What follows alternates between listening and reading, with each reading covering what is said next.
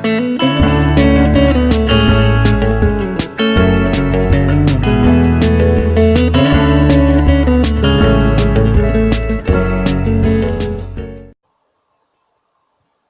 guys, welcome back to playing Desire Decorum, Book 1, Chapter 9. When a downright countess arrives in London unannounced, can she help course correct your debut, or is the damage irreversible? No, please help us, Grandma, please. We need all the help we could get. At the Peterville estate. Sitting next to what? Desire Decorum. Chapter 9, An Indelectable Puzzle. Did I say delectable? Delicate? The night after the opera. You sit in the parlor staring at Dara Countess. She glares at you from her corner chair, her fingers drum on the armrest.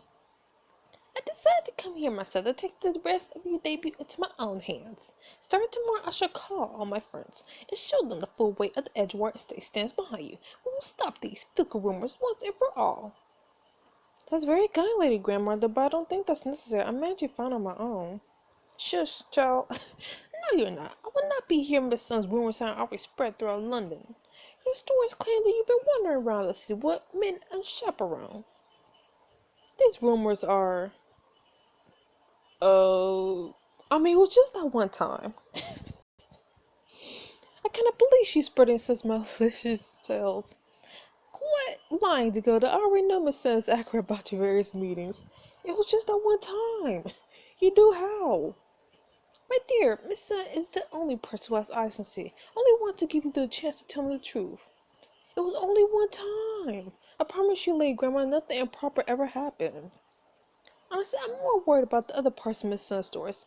As soon as I overheard Countess Henrietta's caused by our dinner guests, I had to come put a stop to them immediately.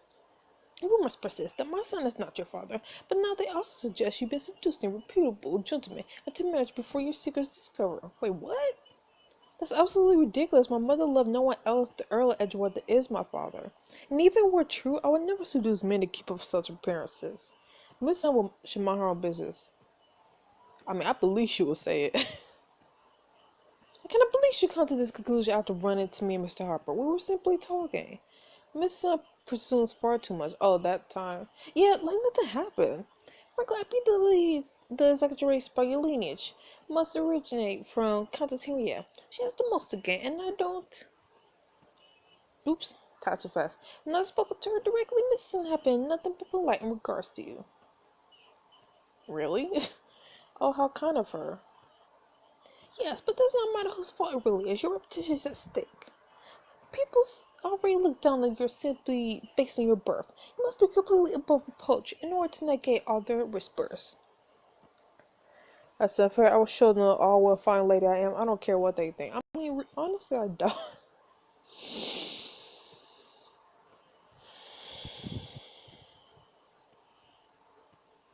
They will see that I'm a true Lady Edgewater despite their objections. My dear, I agree, but you do not need to convince me. I already believe you deserve every honor this house bestows. I gave Mr. Marcaster permission to hold a card game here in a few evenings' time. It will be our chance to show off your best behavior and let others see that the rumors are simply that. I will try my best not to disappoint you. I need to punch somebody. A few days later. You sit across from your grandmother at the breakfast table as you finish your bread and marmalade. The dowager countess browses for her as she pours over a letter. Any interesting news? Miss Pickering learned I was in town as I call her. I imagine she also wants to ascertain the truth about those pesky rumors herself. Has all of London already heard these stories? Man, news travels fast. More than like half. First of all, you're an all-star. Secondly, Miss Sun is a notorious gossip. This city can't stop her. Grandmother lets out a large sigh and tossed the letter aside. But let's speak of happier things, like your hunt for a proper husband. Tell me, has anyone in particular caught your eye yet? Yes, but they're not male.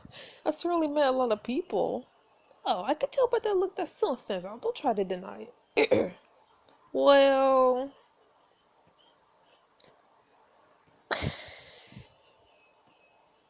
Ooh, we could just say no one. Oh my goodness. But I doubt that they'll bring in another love interest. I mean, we already have so many in the first book. And I kind of want to see where things go between me and Miss Parsons. Everybody else could go stick it. I mean, honestly, this book gave us the chance to be a guy, I honestly would probably pick. I don't know. I feel like I would kind of pick Mr. Harper and maybe Mrs. Sinclair, Prince Hammy. I mean, I like him, but he's too forward. Like, he's too pushy with flirtation. And it's kind of like, you need to back up, son. So we'll just talk about Miss Parsons. Miss Elabo Parsons, the very one person engaged to poor Harry. Yes, that Miss Parsons. She's incredible and brilliant, and well, she's perfectly suited for me. Don't say such unladylike. Why not? I'm interested in Miss Parsons. Nothing you can say will ever change my mind, lady grandmother. Miss Parsons is a fit in nothing except friendship, my dear. I beg of you, do not damage your reputation further. When Edward needs you to make a marriage. I'm told Duke Richards of Carlton is still interested. Ugh. Get him out of here. You really will not let him go. Of course not. His title and reputation. Make an excellent match. Yes, I'm fully aware. You have said this to me time and time again. It does not make it any less true. But there are other things about the dude that Mr. Sinclair has mentioned. Working to Miss Parsons suddenly enters the room carrying the ease on other paint spies. Look what the cat dragged in. Oh, I do hope I'm not interrupting. Miss Dudley said you were finishing up in here. I just had to get out that tiny townhouse to paint, and I figured I'd pop in. It's alright, we were just discussing my future. I need to call Miss Pickering to correct the situation anyway. Perhaps if you feel so inclined, Miss Parsons, you can assist Lady Decorum and paint some miniatures to send her to various suitors. I would love to, that is, if Lady Dakota wishes. The dower contest now is... Why am I saying that in her voice? The dower contest nods in agreement and takes her way towards the door, pausing to look between you and Miss Parsons. Don't make me regret leaving you too. I will see you at Mr. Marcos's garden game tonight. Just remember what we discussed, Dakota. Did something happen? Oh, you know, it's the same as before. After my son spread those rumors about me, my grandmother is more determined than ever to control my choice of suitors. Truth is, I will decide my own fate. My grandmother won't be happy unless I marry Duridge. I'm only interested in you. Ooh, ooh, ooh. You run your thumb across Miss Parsons' knuckles. I feel the same way. If only we could just declare our attention so easily to everyone. Yet no one will let a young woman make her own choice. Miss Parsons kissed the back of your hand, her soft lips lingering for a moment. Hey. But I did have something in mind for today. You see, I really wanted to paint. What would you say to escape into the greenhouse for a bit to pose for my portrait? I've been there all season, but it's like an enchanting forest inside. I didn't even know we had a greenhouse. It was beautiful. Imagine this fantastic greenery, exotic flowers you had never seen before, wonderful company to share it with. Taking it to the next level. Miss Parsons twines her little finger delicately with yours, her voice lowered to a whisper. And we would be completely alone, not a soul would disturb us. Ooh. You certainly thought this through, I see. Miss Parsons takes both your hands in hers, stares deeply into your eyes and pouts. Won't you let me paint your portrait, Dakota, please? Not that look. Miss Parsons last returned to her cheery smile. I've been longing to paint. You even appeased your grandmother with a few miniatures. You could always send one to Duke Richards. I'm sure the dowager will love that. Or even me. You certainly make a tempting offer.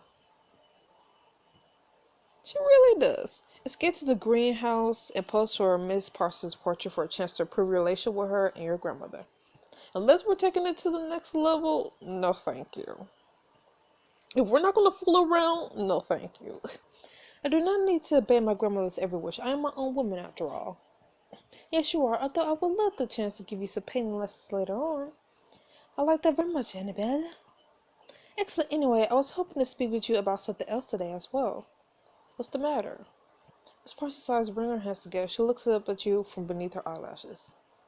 You know how that dreadful old vulture Viscount West has been hounding me? Well, it seems both he and my family desire me to fill the role of his fifth wife. Ugh. Tell me you're joking. It would be such an ill match. I wish. I have it on good authority that he would propose again at Mr. Marco's card game tonight. He's going to propose to you again tonight. Be so old. Yo. Like, he's literally old enough to be her grandpa. He's gonna propose to you. Tonight? He's so old though. I don't know why I should be more, like, surprised that. Like, I guess say that. It makes me nauseous just thinking about it. Imagine how I'm feeling. I can't imagine kissing him, much less anything else. Ugh. Ugh. At least last time he proposed, no one took him seriously since I was already betrothed to Harry then. But surely your family wouldn't marry out to someone old enough to be your grandfather, right? I wish that were true. A lot of them are starting to despair me, though. They're about ready to throw me at anyone now. If only I married Harry before he died, I'll be a respectable widow, not a shameful spinster. As Parson nervously smooths out the tablecloth from her, feeling with the end of it. What am I to do? I don't wish my family to cast me out with nowhere to go. Yet, good fact, I cannot accept the Viscount either. I think you should refuse him directly. Even though he'll probably be all like, not care, but it is your life. You have to do what's in your best interest, even if that means defying your family. And frankly, that's the quickest way to ensure that. You have a point. I'll keep that in mind tonight. Deny. Hey. Just remember that no matter the outcome, you'll always have a place at Edgewater. Besides, I don't think my heart could stand to see you together with him. As Parson reaches over and takes your hand in hers. Thank you, Dakota. With you by my side, I'll be ready for him at the card game. I do believe you mean we'll both be ready. Let's take out the evening. Ready to play some cards, we were playing poker. After dinner, you and Brian returned to your bedroom and flipped through various outfits in your wardrobe. I cannot believe Viscount Wesley's proposal to Miss Parsons. Neither can I. The man has already had 4 wives. He must be the most unlucky man in England. Maybe he's trying to outdo King Harry the... I have no idea what that is. The 15th? Regardless, he will never be a good match for Miss Parsons. Perhaps because you have someone else in mind? Fire. Dakota, I'm just teasing you. I've seen some of those longer glances. Don't deny it. You try to hide your blush as you move past Briar and focus on your wardrobe. Now, what does one wear to a card game? It's the splendor, obviously. Mrs. Marcotte said Miss Holloway would be there, and you told me how horrible she could be. Can't let her claim all the attention for herself. Which is why your grandmother brought something all the way from Edgewater. Briar leaves for a moment and returns holding an emerald green dress, embroidered in gold, and wearing hands across the intricate buckles and golden threads. Oh, it's beautiful. It's the same dress we've always seen. Dora comes to say it's the old dress for us to be done with the latest style. I think it would be perfect for tonight's gathering. My grandmother did want me to make a good impression tonight. I wish I could see the look of Miss Holloway's face when you appear wearing this. You would easily outshine her. I suppose it doesn't hurt to try it on. Oh, it does look nice. But yeah, we're gonna stick with this. As always, my grandma has fantastic taste, but I don't think I need to have all eyes on me tonight. Very well, I'll still spend Monday to see you show up, Miss Holloway. Nope, I'm not gonna change my mind. It looks so beautiful tonight, Dakota. I wish I could play cards with you all. I know Miss Smilecast has wanted to host a game for so long. Has he really? I haven't heard such a desire to my grandmother mention the game a few days ago. Oh yes, certainly. When you were at the opera, we were talking quite a bit. Apparently he's tried to set a date ever since we arrived in London. Didn't realize the two of you have gone so close while I was away at the opera. Oh, God, I wish you could see the side I see when I'm with him. Briar closed her eyes, hugged herself. There's the softness in that he doesn't let anyone else see. He's even told me things that I don't think he has shared with anyone else. Such as what? He mentioned how horrible he felt after the delay our groom in London, and how sorry he is about the ruins from his son. That certainly I see is just one of the reasons I can't commit to Mr. Woods yet. What? But I like Mr. Woods. Do you not think he could be simply saying these things? You didn't see him. He was so earnest speaking to me. I'm positive they're not falsehoods. I know there's no future between me and my Smiles Caster, but I just can't turn my back on him. Briar, I see you really care for you need to move on. Because I love you like a sister dealer, and I know you mean well, but I can't let him go. Not yet. I should be with Mr. Woods. Not when the simple thought about him turns me all the smiles. I feel bad for Mr. Woods. You practically said the same thing about Mr. Woods, good. which is why they're so confused. I could deeply for her. Brian sighs and leans against the bedpost. You walk over and pull her to a tight embrace. No one is saying you have to choose either one or any man at this moment. Let's focus on being happy. That's my lady. Suddenly, Bird breaks the perfume and begins to brush you out the door. But why are we still talking about romantic woes? You need to head down before the Viscount corners Miss Parsons. Good luck. Yeah, we need to save our girl. A few hours later. You sit around the coffee table playing Otome. I love Otome. With Miss Holloway and Miss Smartcast while the dagger contest watches from her armchair in the corner. Watch your concern as Viscount Wesley plays against Miss Bowen and Miss Parsons. But she catches your gaze, she shakes her head. She leans back her chair, whispering. Don't not worry, Dakota. I can't handle him for one game. Then my social obligation will be met. If you say so. If you're certain. Return to your own game and take a look at your hand. Okay. So we got hearts, queen of diamonds, and spades. Okay, so hearts, queen of diamonds, and spades. A. Hearts, queen of diamonds, and spades. A. Hearts, queen of diamonds, and spades. 3 cards left. I need to get rid of the queen if I don't want to lose. Okay, so we need to get rid of queen of diamonds and spades. And hello, Dakota, are you going to let me pick a card? Or have you already declared yourself an old maid? You just shut up. You can use a lesser patience, Miss Holloway. But then again, it might not be a flattering suit with you. Robert, she will be become a Miss Holloway. Miss Holloway rolls her eyes as you fan out your cards. Here, miss, pick your poison. So which card would you recommend? I know you would not lead me down the wrong path. Really? You glance at your hand, your eyes linger on the queen in the center. Pick the queen! Since you asked so nicely, Miss Holloway, you should take the center card. Thank you for telling me which card not to pick. Miss Holloway takes the card on the right. Dang. Her lips curl into a tight smile as she glances at it. Dang. So would that mean I will have to tell her to pick the right? So it was saying. As the round continues, all the cards appear opposite the queen in your hand. It will seem I'm the old maid. There are worse things in the world. Not many death, loss of people, or loss of fortune, poor people. Miss Marquesa clears her throat and gives Miss Holloway a half smile. Miss Holloway, is this your first time playing Old Maid? You're quite an excellent player. But playing nearly all my life, sir, I never lose. Highly doubt that. Which is very obvious since you're such an accomplished lady. In fact, you can see that in all your facets. Is that so? Miss Marquesa stiffly slices his hand to brush Miss Holloway's, but she immediately moves her hand and shovels it. Wow. Oh. Miss Parsons leans back her chair and whispers to you. What's Miss Balcaster doing? He can't honestly be flirting with Miss Holloway, can he? Which is why Miss Dally can't get with him. Perhaps that's why he didn't invite Miss Sutton. He's literally playing with all the ladies. Why is he courting Miss Holloway anyway? Anyone with eyes can see he's not interested. Not seriously interested. Briar enters the parlor, carrying a tray of refreshments to depart. She walks out and Mr. Malcaster smiles. I need to put a stop to this. He, like a few seconds ago, he literally was trying to make a move on Miss Holloway. Now, Miss Dallin, on the other hand, I think he's quite interested, dare I say. What? I do not approve. My dear Miss Parsons, it's your turn, you cheeky girl. Oh, I forgot his voice. Miss Parsons sighs, making a disgusted face. If I don't survive the game, I'll bequeath all my worldly possessions to you. Annabelle, I wish you all the luck in the world. I won't leave you alone with him.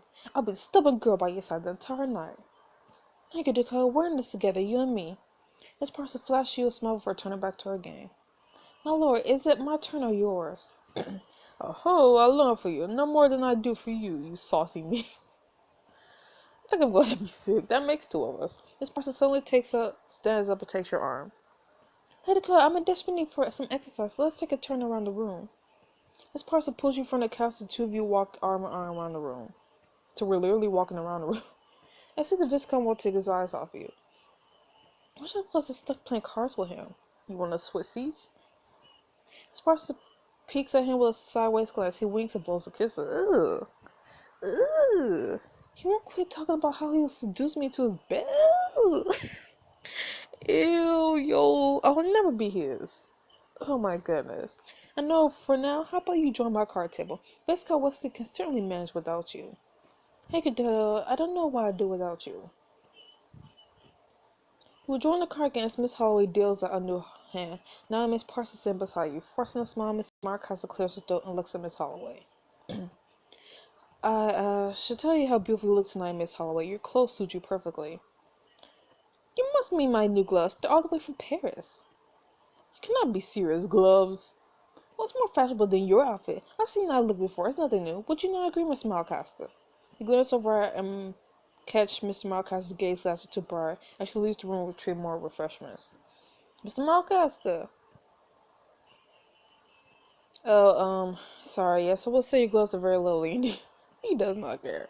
Miss Holloway sneers as she holds out her hand for Miss Malcaster to kiss. The grandmother looks across the room, raising an eyebrow. Miss Malcaster, if you weren't already engaged, every gossip in London would guess you're courting Miss Holloway. Oh, well, our engagement isn't set in stone. Miss Parson leans over and whispers in your ear. I scarcely think Miss Son will see it that way.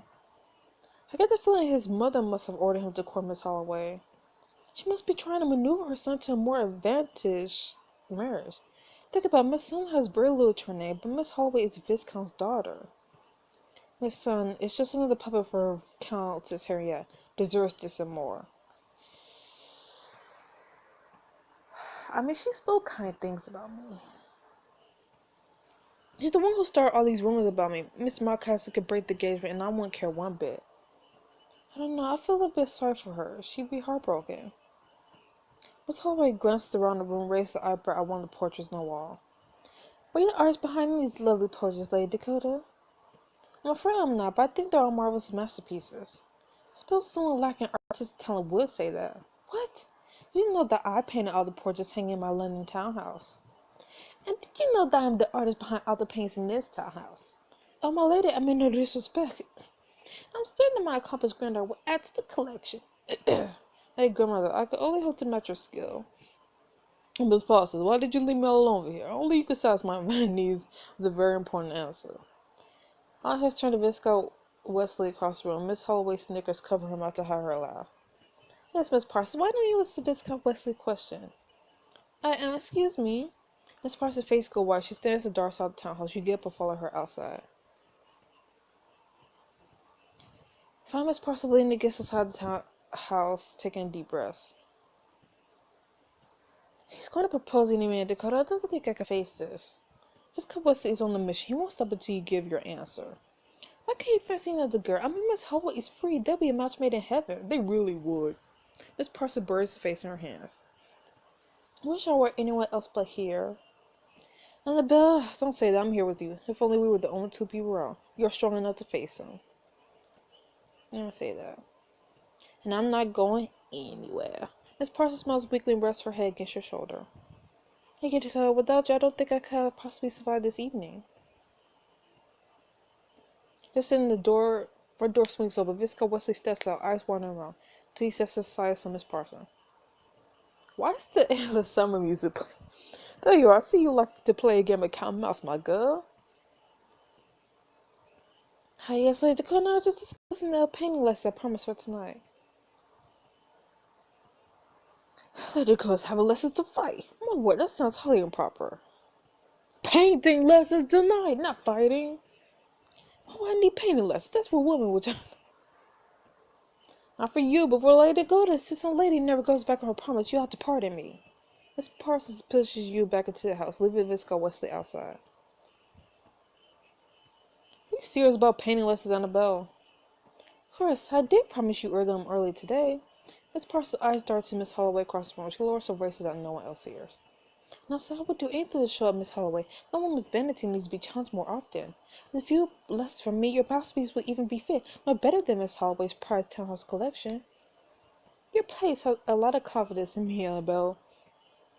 Only because I know what you're capable of, and I have my painting supplies with me today.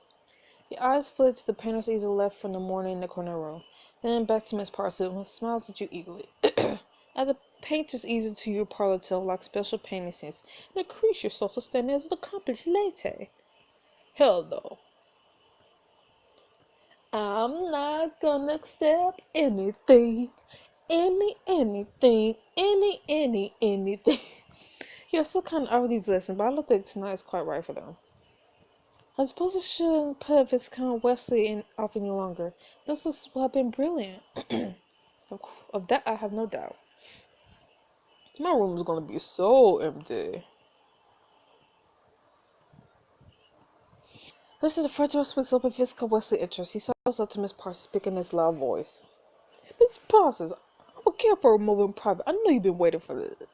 I beg you do not leave me. My lord, there's no way I'm letting you too alone. I'm right here beside you. I have faith in you. No, Miss Parsons does not smell. What? Do not believe anything could get through to him. Across the room, Miss Holloway lets out a cruel snort of laughter as she turns to face to action. I can't believe it. I think we all know exactly what he's about to propose. Scott Wesley takes Miss Parsons' hand between his own, but she immediately rips it from his hold. Miss Parsons, I want to do this. No, but nevertheless, you have completely and utterly captured my heart. I find you most intriguing. I'm pretty sure you said that about your other 4 wives. I cannot say the same. Exactly, I knew you would see in my way. Ever since my dear 4th wife died, you probably killed her. I never thought I could love again, but I think in time you and I'll make a most happy couple, and so... It's called Wesley shakily. This old man needs to be single. Shaky gets down on one knee, leaning heavily on the table beside him. You do me the honor of becoming my 5th wife. No, my lord. I don't know what on earth will possibly possess you to think it would be a good match, but I cannot be in love with you. Heck yeah. It's a horrible idea, regardless of my family's wishes for or my reputation. You got the bacon. No reputation! Settle, I know about your reputation already. It doesn't bother me one bit. I'm trying to sound flattered, but I can't marry you. Yes, what in June? Can someone write on a piece of paper that she's saying no? Yes, what in June? It'll be a perfect summer. No, I'm saying no, I won't marry you. The entire room falls silent and turns to Miss Parsons. Viscount Wesley remains on face. Why smile remain on his face? Miss Parsons sighs looking to you for help.